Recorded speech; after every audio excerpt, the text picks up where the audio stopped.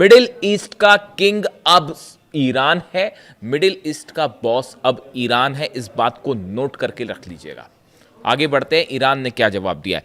Iran has reacted sharply to the new Saudi Arabia Turkey Pakistan mutual defence pact, warning Riyadh that a paper agreement with Turkey and Pakistan will not guarantee its security. Iran ने सीधा सीधा चेतावनी दे दी है Saudi Arabia को और यह कहा है कि अगर कोई पेपर डील आपने साइन कर ली पाकिस्तान या तुर्की के साथ मिलकर, तो यह इस बात की कोई गारंटी नहीं है कि आप सुरक्षित रहोगे। सीधी चेतावनी आई है ईरान की सऊदी अरेबिया के लिए कि पेपर साइन करने से कोई देश सुरक्षित नहीं हो जाता। The landmark deals states that an attack against one country will be regarded as an attack against all three. The warning comes amid escalating Iran-US tension and reports that the Tehran threatened to retaliate against Gulf countries' energy infrastructure if Iranian power plants were attacked. Iran ने एक बार फिर साफ कर दिया है कि अगर Iran के पावर प्लांट्स पर हमले होते हैं तो पूरे अरब देशों के पावर प्लांट तबाह कर दिए जाएंगे, एक भी पावर प्लांट नहीं बनेगा। यानी ईरान ने ये जो नया पैक्ट हुआ है सऊदी, तुर्की और पाकिस्तान के बीच में, इसको लेकर ईरान ने बड़ा एग्रेसिव कमेंट दिया है और ये कहा है कि ये असल में देखिए इसके पीछे बड़ी साजिश है। मैं आपको समझाता हूं, लेकिन पहले ईरान का पक्ष रखना जरूरी है कि ईरान इसमें क्या चाह रहा है।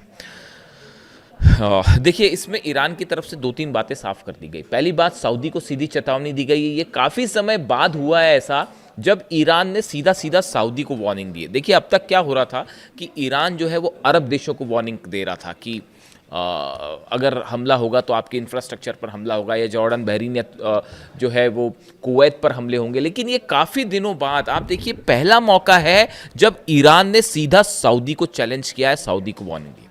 जिसके बाद ये भी सवाल उठने लगे हैं कि क्या अब आगे ये जंग का रूप धीरे से अमेरिका पीछे हो जाएगा और ये सऊदी वर्सेस ईरान तो नहीं होने जा रहा। खैर, अभी इसका कुछ कह नहीं सकते इसको लेकर, लेकिन फिलहाल जो है बात की, ये ईरान का पॉइंट ऑफ व्यू था। अब आप देखिए कुछ चीज़ें बड़ी गौर करिए। डोनाल्ड ट्रंप ने हाल ही में एर्दोगन से मुलाकात की थी तुर्की में। दोनों के बीच में काफ़ी चर्चाएं होती हैं। मोहम्मद बिन सलमान की डोनाल्ड ट्रंप से जो है वो फ़ोन पर लंबी बातें होती हैं और शहबाज शरीफ और मुनीर से तो होती है। ऐसे में क्या आपको ये लगता है कि ये जो संगठन नया बना है, मेका जॉइंट डिटरेंस एग्रीमेंट, जो सऊदी, तुर्की और पाकिस्तान के बीच में हुआ है, ये क्यों बनाया गया? इसका मकसद क्या है इसको बनाने का?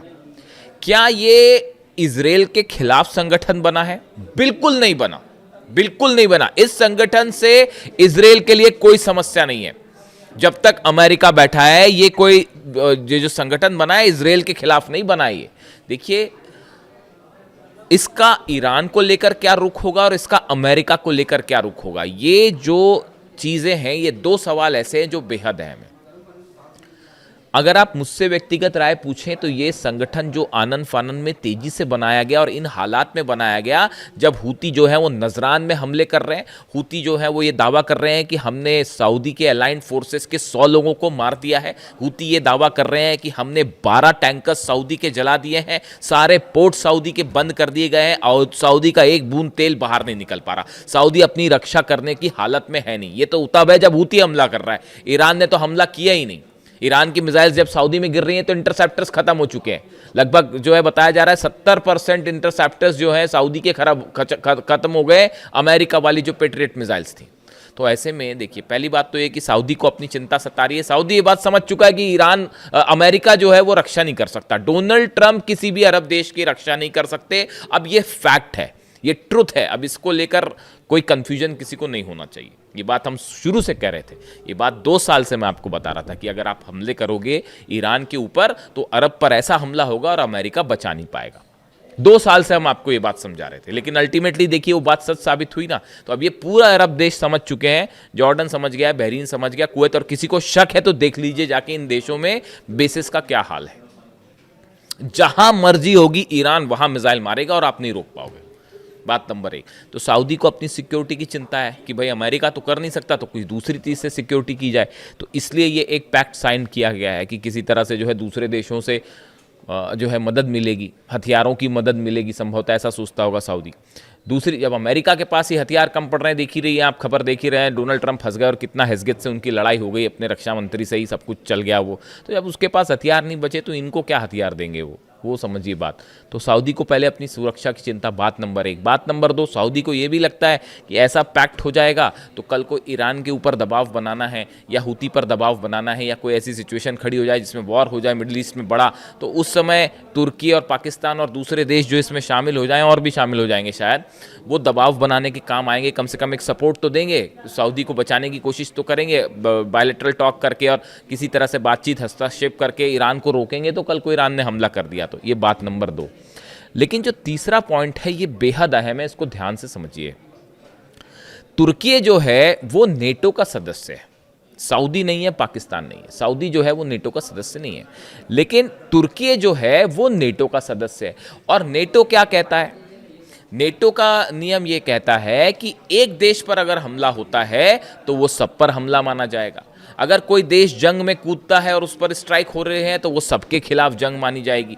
इसी वजह से आप देखिए यूक्रेन जो अब तक सामना कर पा रहा है रूस का, ये क्या यूक्रेन वर्सेस पुतिन जंग हो रही है? ये रूस वर्सेस नेटो की जंग है। अमेरिका हथियार दे रहा है, नेटो के जितने देश हैं, जर्मनी, इटली, ये सब के सब हथियार दे रहे हैं साहब। इसीलिए जेलेंस्की अब तक जंग कर पा रहे हैं, वरना यूक्रेन तो कब का ये जंग हार चुका था। तो ये नेटो वर्सेस रूस की जंग है। तो आपने क्या किया कि तुर्की नेटो का सदस्य है, तुर्की के खिलाफ जंग मतलब नेटो के खिलाफ जंग मानी जाएगी। अब तुर्की का पैक्ट हो जाता है, सऊदी से करवा दिया जाता है, यानी सऊदी पर हमला माना जाएगा तुर्की पर हमला, और तुर्की पर हमला माना जाएगा नेटो पर हमला। यानी ये एक रास्ता बनाया गया है कि कल को सऊदी को बचाने के लिए नेटो आए तो वो अपनी फोर्सेस भेज सके, अपने एयरप्लेन भेज सके, अपने डिफेंस सिस्टम भेज सके, अपनी मिसाइलें भेज सके। समझ रहे हैं आप इस बात को? क्लियर है या कंफ्यूजन है कोई? देखिए, तुर्की पर हमला यानी नेटो पर हमला माना जाएगा, ठीक है। ये जो नेटो का नियम है खुद ये कह रहा है कि तुर्की किसी भी सदस्य पर हमला तो तुर्की पर हमला यानी नेटो पर हमला। और अब ये डील होने के बाद, ये मेका जॉन डिटरेंस एग्रीमेंट के बाद, सऊदी पर हमला यानी तुर्की पर हमला माना जाएगा, और तुर्की पर हमला यानी नेटो पर हमला, तो फिर नेटो भी सऊदी की मदद कर सकता है तुर्की के जरिए खास तौर पर। यानी एक देखिए, मिडिल ईस्ट में हकीकत क्या है? हकीकत ये है कि अमेरिका और इजराइल का तो खैर ईरान से अब कोई मुकाबला ही नहीं है। ईरान जब चाहे वो इजराइल को घुटनों पे ला देगा, जब चाहे तब। अकेले जंग करने की हिम्मत ही नहीं। आप दुनिया के किसी डिफेंस एक्सपर्ट से जाके पूछ लो, क्या इजराइल ईरान के साथ अकेले जंग कर सकता है? बिल्कुल नहीं कर सकता। नेतन्याहू, इजराइल, मोसाद, सब ये जंग हार चुके हैं। ये मैं डंक की चोट पे कहने को तैयार हूं और मुझे किसी ये कहने में कोई हर्ज नहीं है। कौन सा डिफेंस एक्सपर्ट आप ले आए, क्या कर पाए इजराइल के जेट्स, बताइए। और अगर अकेले लड़ लें तो उसके बाद तो वो हाल होगा जो जॉर्डन, कुवैत और बहरीन का हुआ। इतना ठोकेगा ईरान। और अभी तो वो सब हथियारों का जिक्र ही नहीं हो रहा है जो चाइना, रशिया ने भेजे, और उनकी जो नई टेक्नोलॉजीज है उसके बारे में तो अभी बात ही नहीं है। बड़े सारे हथियार तो अभी यूज भी नहीं किए गए। खैर, तो अब जो है, अमेरिका अकेले मुकाबला नहीं कर सकता ईरान का, ये बात साबित हो चुकी। शुरू में ये सोच के चल रहे थे कि बस 48 घंटे में निपटा देंगे हम ईरान को। आज 5 महीना हो गया, खत्म हो गया। आगे देखिए कैसी हार्मूज में कैसी हालात है। गिड़गिड़ा रहे हैं डील के लिए। लिटरली गिड़गिड़ाना शब्द होता है ना, देखिए मैं ज़्यादा चीखना चिल्लाना करता नहीं, तो मैं प्रेम से ही बात करता हूँ। तो ऐसा है कि वो जो गिड़गिड़ाना शब्द होता है ना, जो गिड़गिड़ाना, वो वाली हालत है अमेरिका की हॉर्मूज में। और ईरान ने कह दिया, साहब देखो आपसे तो हम कोई बात ही नहीं कर रहे, हमको खोलना होगा हॉर्मूज तो खोलेंगे, नहीं खोलना होगा तो नहीं खोलेंगे। और पहली वाली सिचुएशन तो आप एक्सपेक्ट मत करो कि पहली वाली सिचुएशन में हॉर्मूज चला जाएगा, है ना। तो अब ये दुनिया, ये मिडिल ईस्ट की एक डेट थी 28 फरवरी, जिस दिन आपने अली खामेनी साहब को शहीद किया था। उसके बाद से अब मिडिल ईस्ट का इतिहास बदल गया and Iran is the boss. इस बात को गांठ बांध लीजिए आप। मिडिल ईस्ट में कोई भी मुस्लिम नेटो शब्द का इस्तेमाल हो रहा है इस शब्द के लिए, इस ऑर्गेनाइजेशन के लिए। मुस्लिम नेटो शब्द में, इस शब्द में ये शब्द तब सार्थक हो पाएगा जब ईरान की सेना इसमें शामिल होगी। मिडिल ईस्ट का कौन सा देश ईरान का मुकाबला कर सकता है, आप मेरे को बताओ। एक मेरे को मुस्लिम देश का नाम बता दो यहां पर जो ईरान का मुकाबला कर सकता है। बताओ, आप बताओ, मेरे को कमेंट करके बताओ। मैं कमेंट देता हूं आपको, कमेंट करके बताइए कौन सी देश, कल को सऊदी और ईरान की जंग हुई, 48 घंटे में क्या हाल होगा सऊदी का अंदाज लगा लीजिए आप। बताइए, कोई अरब देश मुकाबला कर सकता है? अरे अमेरिका मुकाबला नहीं कर सका, मिल के वो उसने 12 देशों पे जो है ठोक रखा ईरान ने। तो पूरा अरब और अमेरिका मिलके, इजराइल मिलके 5 महीने में क्या कर पाए आप? ईरान का, तो सऊदी अकेला क्या कर लेगा साहब, इसीलिए ये पैक्ट हो रहा है।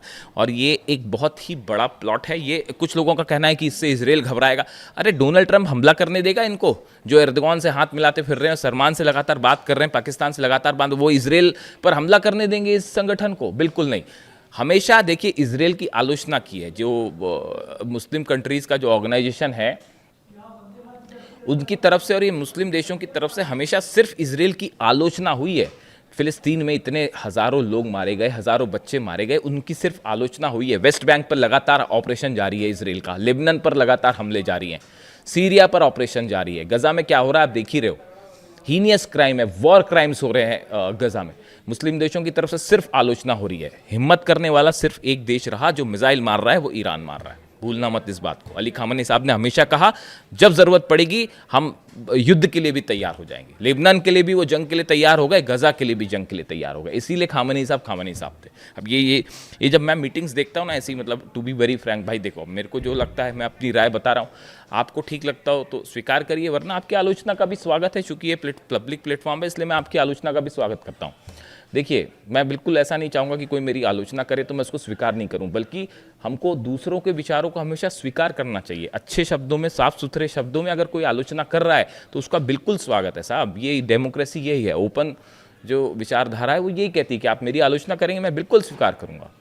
जब ऐसे डील्स में होते देखता हूँ ना, तमाम जो नेता इस पूरी जंग में इन्वॉल्व हैं, चाहे अरब देशों के हो, चाहे अमेरिका हो, इजराइल हो, इन सबको देखने के बाद देखिए ऐसा लगता है कोई भी कदम होता है उसमें किसी तरह की साजिश नज़र आने लगती है। सामने कुछ और हो रहा है, पर्दे के पीछे कुछ और हो रहा है, डिफेंस डील हो रही है तो किसके मन में क्या प्लान है, ट्रम्प की क्या साजिश है, इजराइल की क्या साजिश है। आप देखिए एक शख्स थे सिर्फ, अली खामनी साहब, जिनकी मंशा पर कभी कोई शक नहीं करता था, दुश्मनों को भी शक नहीं था। उन्होंने कह दिया कि साहब मैं जो सामने वो पीछे मैं बात नहीं करूंगा मतलब नहीं करूंगा, मैं डील नहीं करूंगा मतलब नहीं करूंगा। उन्होंने कहा था अमेरिका से बात करने का कोई मतलब नहीं है। आज देखो आज क्या हालात है, इतने जंग हो चुकी, इतनी जंग हो गई इतने दिनों बाद, 5 महीने की जंग देखिए। इतनी जंग के बाद क्या वो बात सही साबित हो रही है, नहीं हो रही है कि डील का कोई अंदाजा, बातचीत का कोई नतीजा निकल रहा है, नहीं निकल रहा। तमाशा बना रखा है कि बस अब जंग हो रही है, नहीं अब बात अच्छी हो रही है, नहीं आप सीज फायर कर लेते तो ऐसा कर लेते।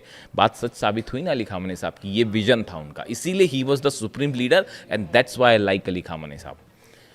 इसीलिए मैं उनकी तारीफ करता हूँ, उन्हें पसंद करता हूँ कि उनका विजन देखिए कितनी क्लैरिटी के साथ है। उनको पता था कौन दुश्मन है, कौन दोस्त है, कौन क्या। इसीलिए उन्होंने कहा था सऊदी को लेकर, वो हमेशा ये चाहते थे कि शिया और सुन्नी के बीच में ये जो एक तनाव वाली स्थिति है ये हमेशा दूर हो जाए, और हर अरब देश को ये समझना चाहिए कि असली दुश्मन कौन है। ये बात वो हमेशा समझाते रहे।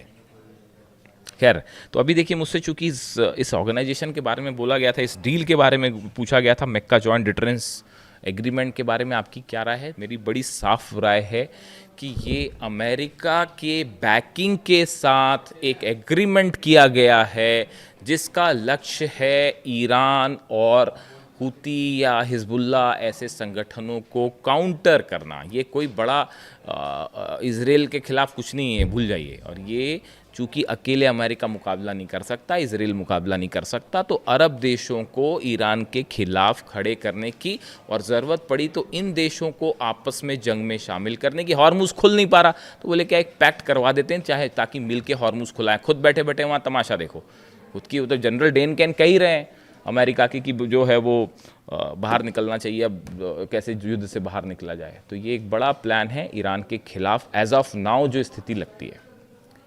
कमेंट करके आप बताइए आपको क्या लगता है, और आपके सारे कमेंट्स मैं पढ़ूंगा और जवाब देने की भी कोशिश करूंगा। Thank you so much.